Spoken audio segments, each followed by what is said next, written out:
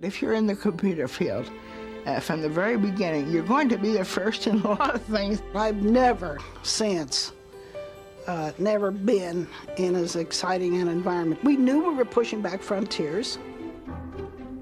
In February of 1946, 6 months after World War II had ended, America learned of a secret Army project called ENIAC. It was the first all-electronic digital computer. Yet the tale of ENIAC's programming by a group of young women has been all but erased from computer history. During World War II, the U.S. had assembled a crew of nearly 100 mathematically trained women whose official title was computer. Women who were computing complex ballistic trajectory equations by hand and using mechanical desktop calculators. In the spring of 1945, 6 were selected to figure out how to program the ENIAC machine: Fran Belis, Betty Jean Jennings, Ruth Lichterman, Kathleen McNulty, Betty Schneider, Marlon Westkoff.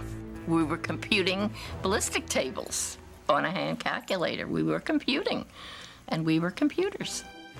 There were logical diagrams of the ENIAC, and we were supposed to study them to figure out how to program it. The ENIAC was a son of a bitch to program.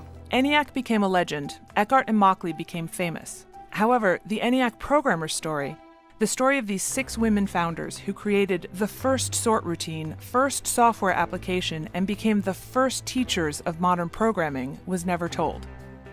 Their work dramatically altered computing in the 1940s and 1950s as they paved the path to modern computer science.